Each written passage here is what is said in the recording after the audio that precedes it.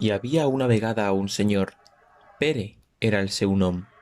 Ell buscava noves oportunitats i per això se'n va anar de la ciutat. Va trobar unes terres a la vora d'un llac i se'n va anar només amb el seu sac. Va veure que la terra era bona i es va establir en la zona. Va tenir tres fills. El Vicent Andrés, un amant de la poesia a qui no li agradava molt la construcció, ell va fer una casa de palla, de les que no sap si falla. Mercè, qui amb la seva imaginació va construir una casa molt bonica, però molt feble, va tenir una casa de fusta, que a les seues condicions s'ajusta. I el Joan, qui, acostumat al teatre, tenia grandes habilitats de construcció. Ell va fer una casa de maó. Diuen que ell sempre té la raó. Tots tres viuen feliços, menjant fruites i pastissos. Fins que el Joan va trobar una carta. Oh no! El que lleig li espanta.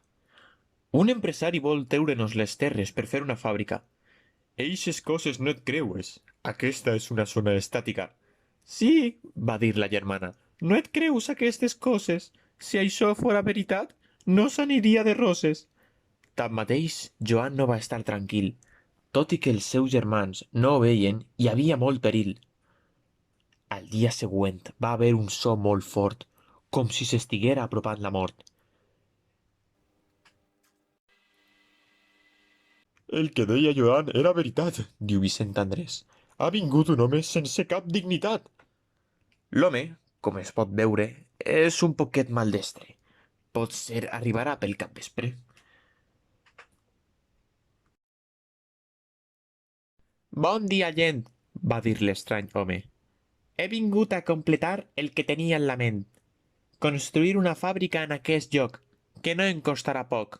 D'ací no ens anirem, va dir Vicent Andrés. Les terres se les va donar el nostre pare quan érem nens. Això ha sigut una errada. Meua serà aquesta prada. Oriol, pren la màquina. Ara veurà com el Jordi els arruïna. I eixa màquina va bufar i bufar. I la casa del Vicent va llençar.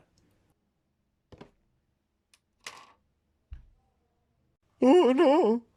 Va pensar Mercè. Doncs és veritat. Aquest home no té pietat. Es va amagar a la seua casa, fent com si el que veu no passa. Això no servirà de res, va dir el Jordi.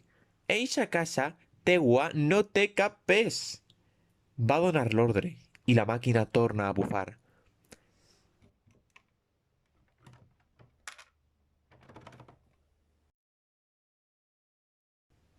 Com si fora de paper, la casa va volar. Jordi era un home sense escrúpols. Ells, va dir, estaria fora abans de que es posaren els núvols. Ara era el torn de Vicent Andrés, qui s'amaga a la seua casa abans de ser pres. El Jordi pren la màquina.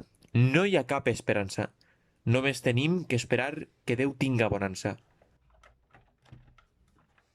La màquina funciona, però no és suficient. L'interior de Jordi està ardent. Més potència, li diu a Oriol, que no vull perdre davant de la meua audiència.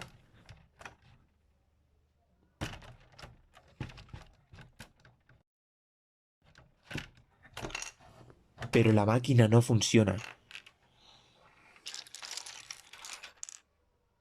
Jordi està confós. Ara veu tot fosc. En un últim intent ataca físicament la casa. Per intentar això, aquest és el que passa. Jordi està enfadat. Això, diu, encara no ha terminat. Tots dos se'n van de la zona. En reparar això tardarem una estona. Els tres germans han resistit valerosament, tot i que no se sap què estan fent. Pareix que Mercè i Vicent no tenen consciència. Joan, hauràs d'enviar-los a l'hospital i confiar en la ciència. El conte ha acabat, i tot això és tan veritat que pot ser mai ha passat.